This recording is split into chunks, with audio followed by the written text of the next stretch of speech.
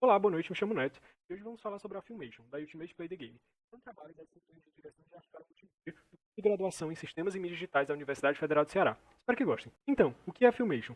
Em alguns artigos pode-se encontrar a descrição da Filmation, desenvolvida pela Ultimate Play the Game, como uma engine de criação de jogos. Entretanto, pela ausência de um produto que a defina como tal, e baseando-se na definição de Richard Valdivia da revista Jogos 80, podemos entender a Filmation como uma técnica. Mas antes de falarmos da técnica em si, vamos fazer uma breve viagem pelo tempo e pelo contexto das empresas de jogos da época. Fundada em 1982 pelos irmãos Chris e Tim Stamper, alguns amigos e familiares, a Ultimate Play the Game, empresa responsável pela Filmation, contava, segundo o relatório do jogo Gyros, da Konami, com o melhor time britânico de design de jogos da época.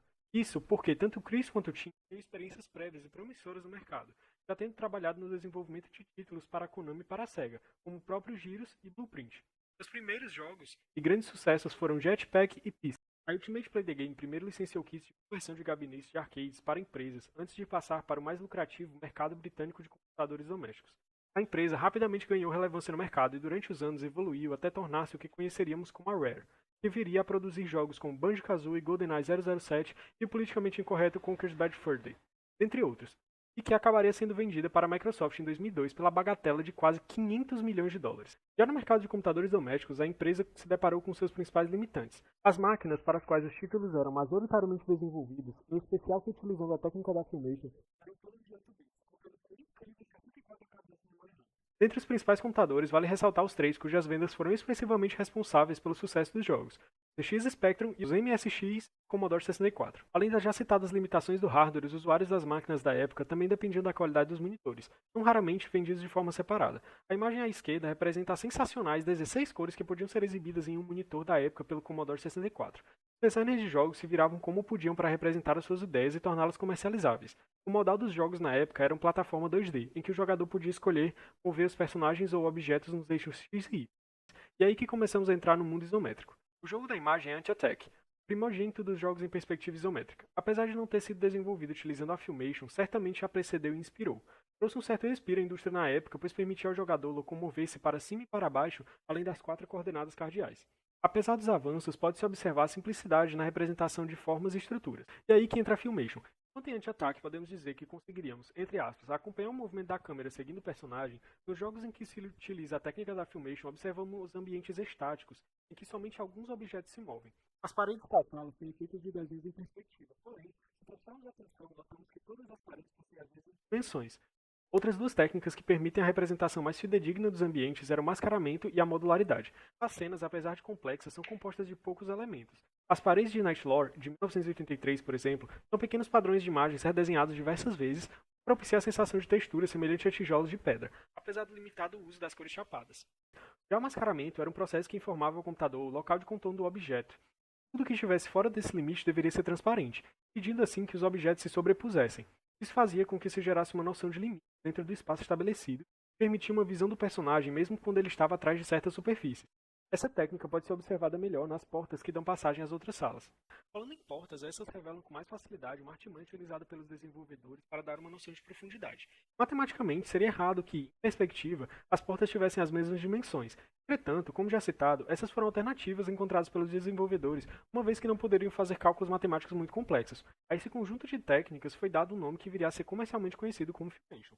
Vale lembrar de um importante aspecto da comercialização dos títulos na época. Devido às limitações dos dispositivos e pela impossibilidade de trabalhar textos e narrativas muito complexas nos computadores, as publicadoras se utilizavam muito de revistas, propagandas e das próprias caixas dos jogos para criar as histórias e enredos dos games.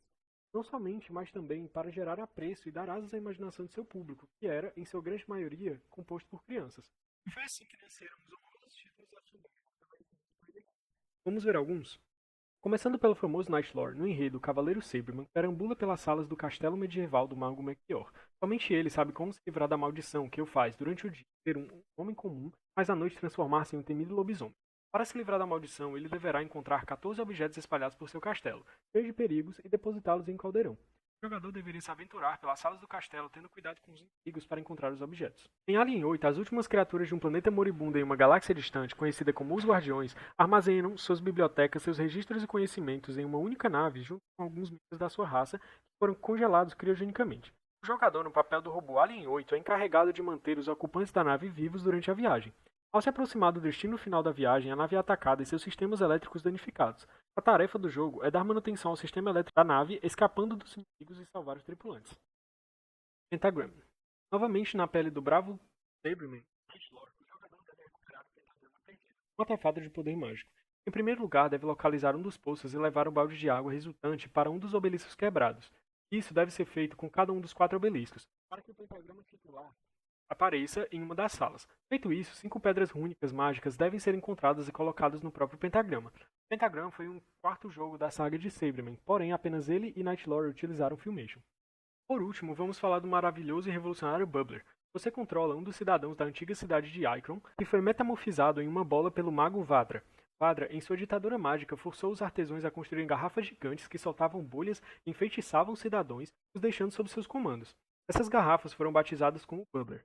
Após anos escravizados e agora com a ajuda de King Thor, antigo cúmplice de Vadra, você deve ajudar a restaurar a paz de Irkon. Apesar dos controles dos jogos serem um pouco confusos, seu trabalho de arte, seus sprites, a movimentação da bolinha do personagem eram incrivelmente lindos para a época e propiciavam uma ótima experiência aos jogadores. Além dos já citados, outros 2 jogos foram desenvolvidos com esse conjunto de técnicas pela Ultimate Play the Game. Foram eles Martianoids e Gunfight.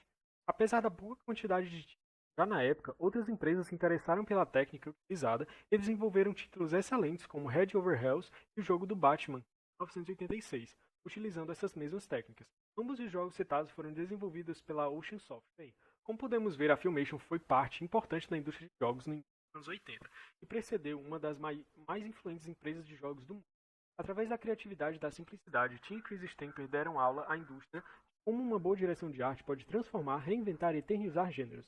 Mesmo com todos os limitadores da época, conseguiram fazer história ao longo dos anos com a Ultimate Play the Game e sua incrível técnica de representação de gráficos pseudo-tridimensionais Filmation. É isso, obrigado, espero que tenham gostado e boa noite.